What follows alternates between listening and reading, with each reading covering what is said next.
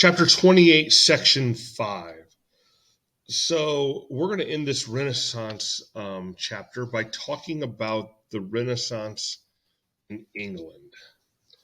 So, in 1455, the York and the Lancaster families were fighting for the throne.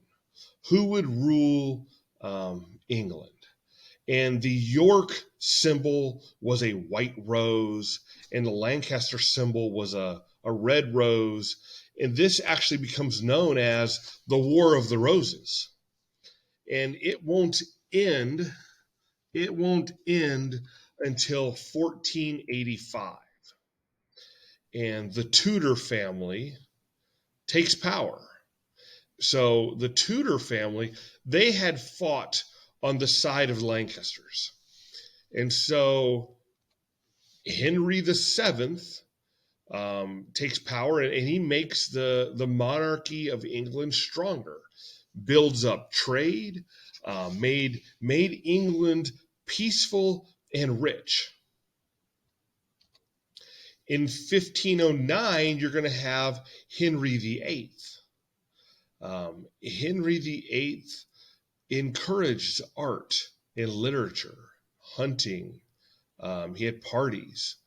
Henry VIII played several instruments, composed his own music. The English nobles are going to look to the Italian Renaissance for guidance. And it's Henry VIII that becomes the head of the Church of England after they have a split with the Roman Catholic Church, which we'll talk more about in the next chapter, because there's a whole story behind that. In 1558, Elizabeth I becomes queen. She's 25 years old when she becomes queen. And this is going to be the height of the English Renaissance. She was very well educated. She spoke English, French, Italian. She can translate Latin and Greek. And she traveled throughout the kingdom, staying with noble families. They would put on banquets and parades and dances to impress her. They copied Italian clothes and Italian manners, trying to impress her. Poetry, music, theater became a part of daily life with Elizabeth I.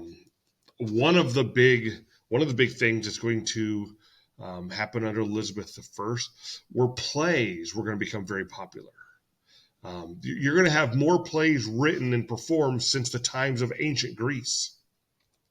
In 1580, the first English theaters are going to be built. These are stages in open air. The audience would sit under the roof, and the poor would sit in an area called the pit. It was an open area in front and to the side of the stages. They couldn't afford seats.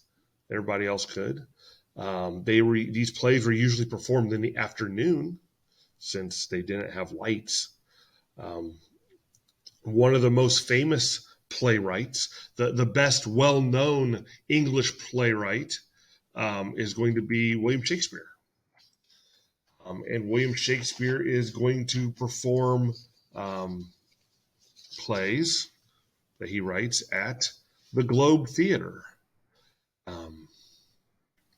Shakespeare got his ideas from the history of England, from ancient Rome. Famous plays by William Shakespeare include things like Romeo and Juliet, Macbeth, Hamlet, Julius Caesar, A Midsummer Night's Dream. Shakespeare is often considered the greatest English language playwright ever. And let's learn here real quick a little bit more about this Globe Theater that Shakespeare's plays would be performed in.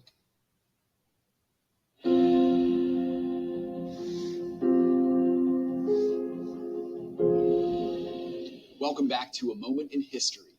I'm Seth Udinsky. Tonight, let's go back to the world of the English Renaissance. Often called Shakespearean or Elizabethan England, this time period is known for those two famous characters, one a playwright and the other one of the country's most well-known monarchs. During Elizabeth Tudor's reign in the 16th and early 17th centuries and beyond, William Shakespeare became one of the best-known playwrights and authors in history. His plays have been integral in Western civilization, read and performed by thousands in the Western world to this day. Tonight, let's discover the famous amphitheater in London where so many of those dramas were created and performed, the Globe Theatre. The outline of the original Globe began in London in 1576. Construction took several years, and the first Globe was completed in 1599. Shakespeare created many of his well-known plays specifically for the design of the original theater, including Hamlet, Twelfth Night, Macbeth, and Antony and Cleopatra. The original structure was roughly 30 feet high, but it did not last long. In the summer of 1614, the first Globe was destroyed by fire. It was promptly rebuilt with a housing capacity of, according to most contemporary reports, up to 3,000 attendees. The Globe had a massive stage, roughly 45 feet wide and 25 feet deep, complete with various trapdoors and other elements to bring the productions to life. The actors used very little in terms of props or scenery, so it was a team effort, both from the players on stage and the imagination of the audience, to really make the production come alive. Interestingly enough, the lifespan of the Renaissance Globe Theatre was not long. The old theatre was torn down in 1644 during the English Wars of Religion. And for over 3 centuries, there was no Globe in London until the idea for a rebuild began to resurface in the 1970s. Construction of a new Globe Theatre began in the 80s and 90s when the original foundation was rediscovered in 1989. The new Globe was completed in 1997, and today it still houses the plays of the man who originally built it back in Renaissance England. Thanks so much for joining me once again for a moment in history.